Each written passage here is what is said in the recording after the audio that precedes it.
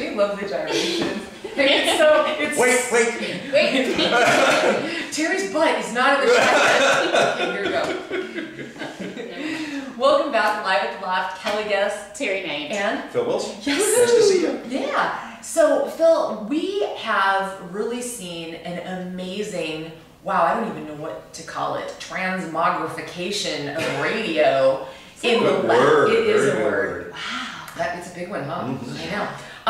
In the last few years, it started with voice tracking coming up, and all this. But now, frankly, they're just firing everybody right now because companies are deconsolidating and splitting back up, and it's probably, it looks to me, and then I want you to give me the real take on it. Sure. Like it's going to go into some sort of bizarre syndicated coma for a while, and then it's going to reemerge as something else. Or or is it dead? What is going on with radio right now? Well, I mean, I think a lot of people would easily just default it's a dying medium. Okay, it's a dying medium because there are new technologies available. There are technologies that are, broadcasting in general, TV, radio, whatever. I mean, is not necessarily controllable by the participant, by the audience that it serves. Mm-hmm. As a radio listener, you really have kind of, you have one option, on or off. Now you can say I can turn the dial, but if you're a radio station owner, somebody turns the dial on you, you're off. Mm-hmm. So really, there's only on and off. So, and it's the same thing with TV. The concept was to put out a product that appeals to the largest given audience as possible. Beige. It can be beige, or it will be relegated to that cult status sort of a thing that appeals to a small niche of people. But I don't think it's dead. I think it's clearly in a state of flux. It's clearly evolving based on its competitors.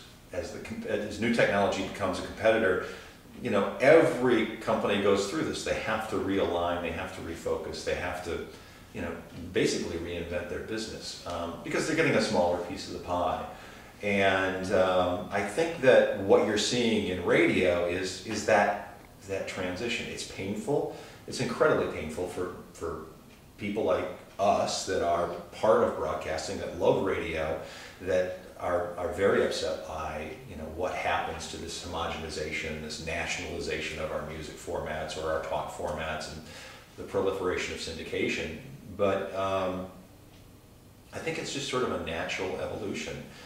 I believe that eventually it will return to what radio does best, and that's the localization.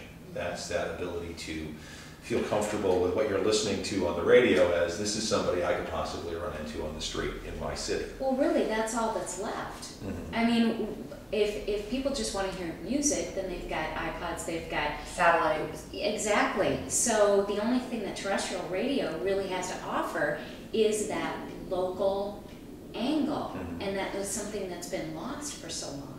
Well, and especially in the thing that I preach a lot to broadcasters is that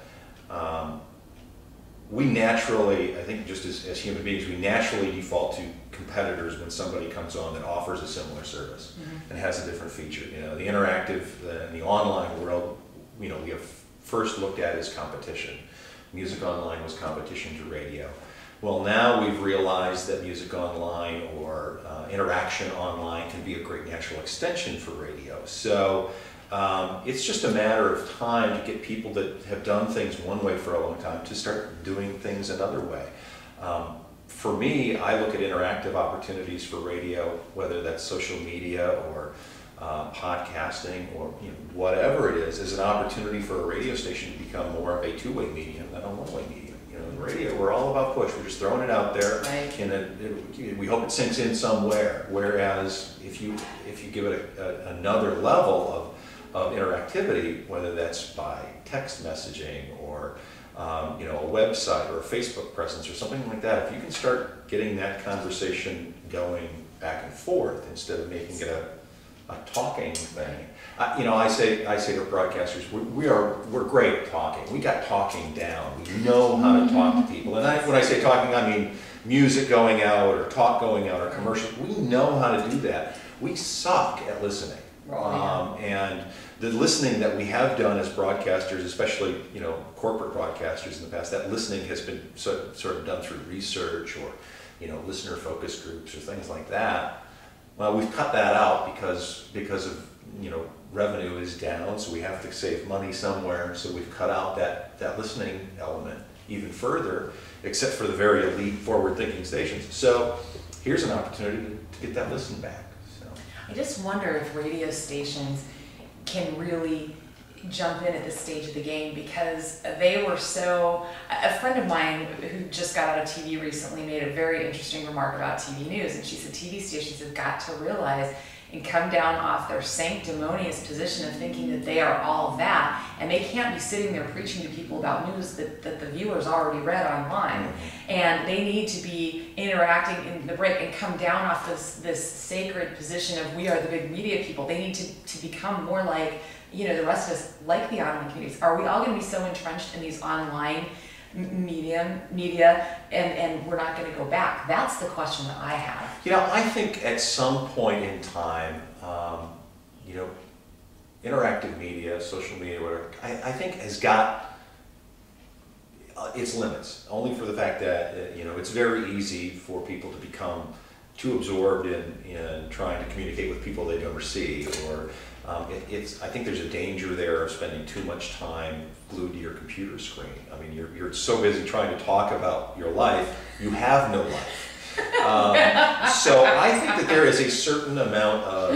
That's so true. I mean, there's a certain amount of comfort to something that you don't have to do. I mean, if you let's say turn on the radio or turn on the TV, okay, yeah, it may not be exactly what I want, but it's so easy, and I don't have to do anything, and there's a good chance I won't be offended, or there's a good chance I'll hear something I kind of like.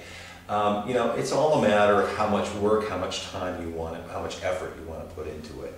And broadcast, for all its ills, will always have that. The trouble is that broadcast in general has got to figure out a new way of when you're not the only game in town, your revenue changes, your revenue model changes, and you have to figure out how to better move that through. And I think that radio got into this, we want to do everything for Wall Street thing to drive this 30, 40, 50% cash flow number every quarter, that we were just ruthless about it. And I think radio's going to realize they can't do that anymore.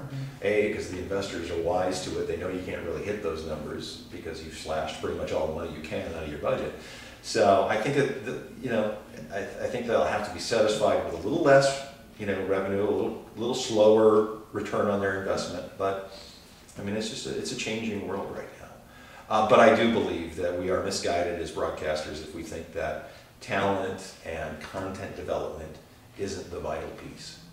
It became completely and totally a sideshow from my view, and just looking at all the people that have been fired, even in the time frame, a short time frame that I've known. Yeah, right, exactly. And these were not people that didn't have ratings. Right. These were, I mean, stunning. Some of the recent firings here in our local market have literally shocked me. Right. You? I mean, do you? Oh yeah, because I mean, basically the issue that broadcasters are facing is the people that are the most recognizable, the most comfortable for people to be acquainted with, and probably the most popular and draw the largest audience, are also the highest paid.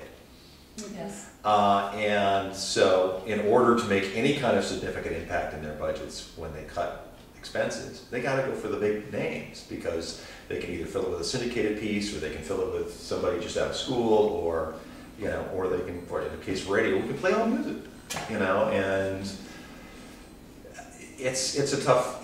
The problem is radio doesn't have any raw materials that we can skimp on. I mean, it's like you can't go and find steel cheaper, you can't find talent cheaper, and there are only certain things that you can cut, and that's talent and promotions and marketing. And okay, if you cut your talent, well, I suppose you don't really need promotions and marketing because you got nothing to promote or market. Yeah. So, but then your ratings suffer, and then your revenues go down, and it's kind of a vicious circle. But